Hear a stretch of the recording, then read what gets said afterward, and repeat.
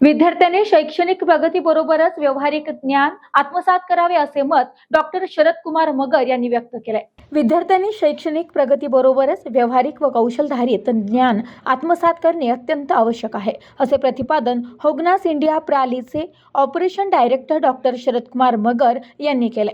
Pipeline road येथील बायजाबाई शिक्षण प्रसारक मंडळाच्या दुर्गादेवी नय्यर शाळेत होगनास इंडिया प्राध्यापक लीच्या CSR निधीतून मुलींसाठी स्वतंत्र स्वच्छतागृह बांधण्यात आले असून त्याच्या लोकार्पण सोहळा व बाल आनंद मेळाव्याच्या उद्घाटन प्रसंगी ते बोलत होते।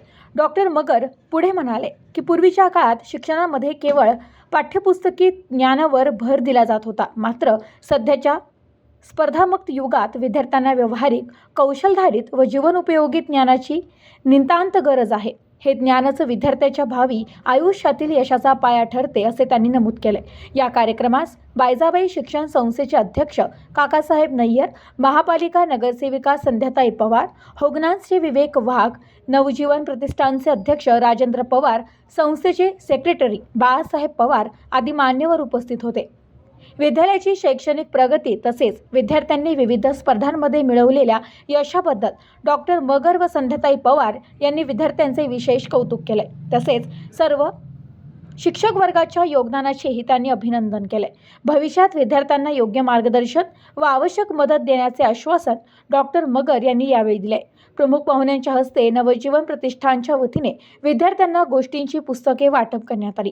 कार्यक्रमास प्रमुख पाहुणे म्हणून संस्थेचे उपाध्यक्ष बाबूराव आंधळे, खजिनदार भास्करराव गोरे, तानाजी काकड, अशोक बारसकर यांच्यासह शाळेचे मुख्याध्यापक, शिक्षक वर्ग, विद्यार्थी व पालक मोठ्या संख्येने उपस्थित होते। कार्यक्रमाच्या शेवटी मुख्याध्यापक श्रीकृष्ण पवार यांनी उपस्थितांचे आभार मानले, तर त्यानंतर प्रमुख पाहुणे व उपस्थितांनी खाद्यपदार्थाचा आस्वाद घेतला। हा कार्यक्रम आहे, त्यामुळे मी पवार साहेबांना काल परवा म्हटलं की आपण एकदा शाळेत जाऊन येऊ आणि त्यांच्या आपण जी मदत केलेली आहे किंवा काम कुठपर्यंत आलं हे आपण जरा बघून येऊ। त्यामुळं तसं आलो होतो मी, मला हे माहीत नव्हतं इथं। मग आज सकाळी समजलं मला की एक आनंद मेळावा म्हणून आहे आणि त्याला मला त्याच्यासाठी यायचं आहे। म्हणलं ठीक आहे, मग आम्ही आलो। तर सगळ्यात पहिल्यांदा इथे येऊन मला खूप आनंद झाला। एकतर मुलींची संख्या जास्त आहे, तर त्यासाठी आपण सगळेजण एकदा टाळ्या वाजवू। मला वाटतं शिक्षिका पण इथं जास्त आहेत आणि मला वाटतं आपल्या लीडर ह्या एरियाच्या त्या पण इथं आहेत, त्यांच्यासाठी पण आपण टाळ्या वाजवू। तर हे जे वुमन पॉवर आहे हे बघितल्यानंतर खूप छान वाटतं। ह्या सावित्रीच्या सगळ्या लेखी सावित्रीबाई फुलेंनी जे 1860-65 त्या काळात त्यांनी ते काम केलं, खरं म्हणजे त्याचा सगळा हा परिणाम आहे। त्यांनी त्यावेळेला जे झेललं, जे आजकाल खेड्यात अजून पण तशीच परिस्थिती आहे, पण हळूहळू शहरात बदलती आहे आणि ही बदलली पाहिजे। आता नवीन नवीन प्रश्न होत आहेत, मुली जास्त शिकत आहेत, मुलं थोडंसं दुर्लक्ष होत आहे अभ्यासात। तर मी नेहमी कुठेही शाळेत गेल्यावर हे लक्ष सांगत असतो मुलांना की बाबा अभ्यासात लक्ष घाला, मुली फार पुढे चालल्यात, आपल्यालाही थोडासा अभ्यास केला पाहिजे, आपण आपल्या अभ्यासात लक्ष घातलं पाहिजे, आपल्या करिअरमध्ये लक्ष घातलं पाहिजे। आणि पालकांना पण त्या पद्धतीची विनंती मी करत असतो। आता इथं पालक नाही आहेत, पण मुलीच्या शिक्षणावर आपण लक्ष दिलं पाहिजे आणि मुलगी स्वतःच्या पायावर उभा राहिल्यानंतरच आपण कुठलं लग्न किंवा काय ह्या गोष्टी विचार केला पाहिजे, नाही तर नंतर खूप अडचणी होतात। आता हा आनंद मेळावा जो आहे, तर मी आता जवळजवळ 36-37 वर्ष झालं मी इंडस्ट्रीमध्ये काम करतो आहे आणि आम्ही पण वर्गात कायम पहिले असायचो, पण नंतर ज्यावेळेला आपण नोकरीला लागतो किंवा व्यवहारात पडतो त्यावेळेला एक लक्षात येतं की शिक्षण खूप काही कामाचं नाही आहे, तर व्यवहार हा जास्त कामाचा आहे। बरेच लोक मित्रमंडळी असतात, वर्गात आपल्याबरोबर अभ्यासात नसतात पुढं, पण आपण 10 वर्षानंतर तो भेटल्यानंतर लक्षात येतं की अरे ह्यानं खूप प्रगती केली। तर व्यवहार आणि शिक्षण हे दोन्ही गोष्टी वेगवेगळ्या आहेत। व्यवहार नीट येण्यासाठी 2-3 गोष्टी जे प्राथमिकता आहेत, एक तर बेसिक शिक्षण पाहिजे, ते तुम्ही करतायत, सगळेजणच करतायत, पण व्यवहारात काय करावं काय नाही करावं, कुठं चुकल, काय होईल, आणि जगाच्या जे आधुनिक जग आहे त्याची माहिती आपल्याला असणं आवश्यक आहे। आजकाल AI आलेलं आहे, AIमुळे बराच फायदा होतोय, पण व्यवहारात जर पुढे जायचं असेल तर आपल्याला काय म्हणता येतं डिप्लोमसी ही आली पाहिजे. व्यवहारात पुढे जाताना बऱ्याच वेळा नोकरी करतात लोक. पूर्वी आमच्या वेळी आम्ही ज्यावेळी नोकरी लावलं त्यावेळेला नोकरी कमी दर्जाची समजली जायची आणि शेती आणि व्यापार हा उच्च समजला जायचा नोकरीपेक्षा. पण आता परिस्थिती हळूहळू बदलत चालली आहे. नोकरी उच्च समजली जाते, परंतु तसं नाही आहे. व्यवहार ज्याला चांगला येतो, व्यापार ज्याला चांगला येतो, तो अनेक पटीनं अनेक जणांना नोकरी लावू शकतो, हे पण सत्य आहे.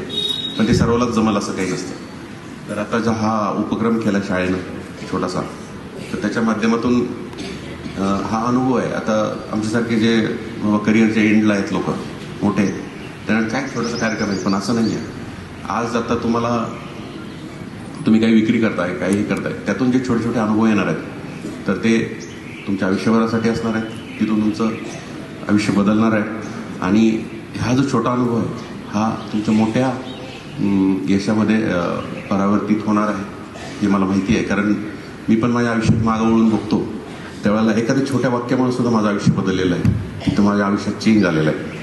तर हा जो शाळेनं इतका छान उपक्रम केला आहे आणि शाळा नवीन नवीन उपक्रम करतच असते, तर आपण त्याचा फायदा घेतला पाहिजे. अतिथी देवो आत्ता मॅडम म्हटल्या तसं आहे. महात्मा गांधीचं तुम्ही ते हे वाचलं तर की ग्राहक आमच्या ह्याच्यात अडथळा नाही आहे, तर तो आमचा देव आहे, अशा पद्धतीचं आहे. उदाहरण द्यायचं झालं तर गुजरात आणि महाराष्ट्र, आपण असं जर बघितलं, आपण म्हणतो महाराष्ट्र पुढं पुढं पुढं, पण तुम्ही गरिबी किंवा इतर गोष्टी जर बघितल्या तर आपल्या महाराष्ट्रात जास्त आहे. महाराष्ट्रात कदाचित उत्पन्न जास्त असेल, पण व्यापार आणि रक्तात जो व्यापार आहे तो राजस्थान गुजरातमध्ये आपल्यापेक्षा कदाचित जास्त आहे असं मला वाटतं. तर आपण त्यांच्याकडून त्या गोष्टी शिकल्या पाहिजेत आणि व्यवहारात पुढे जायला शिकलं पाहिजे, एवढंच मी आज सांगेन. जाता जाता संध्याताईंना महापौर व्हावे म्हणून शुभेच्छा. आणि मला इथं बोलवलं त्याबद्दल मी खूप आभारी आहे.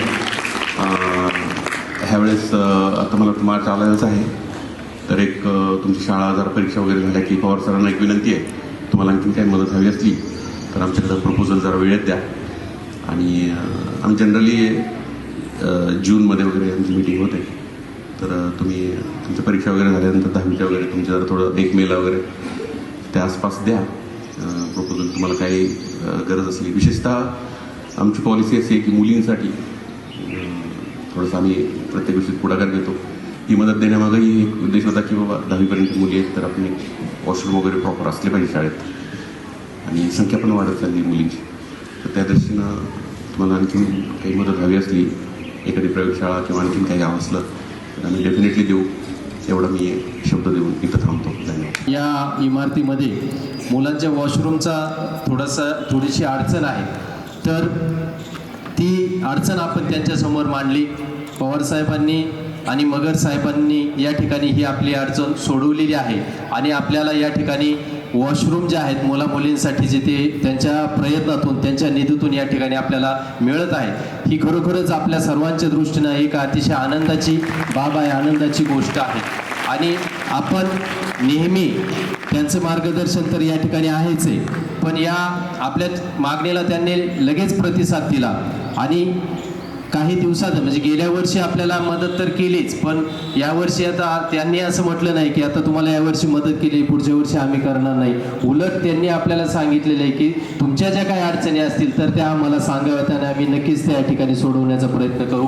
आपण ही जी अतिशय बहुमोल अशी आम्हाला मदत केलेली आहे त्याबद्दल खरोखरच मी आपणा सर्वांचे या ठिकाणी मनापासून हार्दिक आभार मानतो, कारण ही अतिशय महत्त्वाची गरज आमची होती आणि आमच्या प्रतिसादाला तुम्ही या ठिकाणी किंवा आमच्या आव्हानाला तुम्ही प्रतिसाद दिलात आणि ही गरज पूर्ण केली, त्याबद्दल पुनश्च एकदा आपणा सर्वांच्या मनापासून हार्दिक आभार. Bureau report news today 24 Ahilyanagar.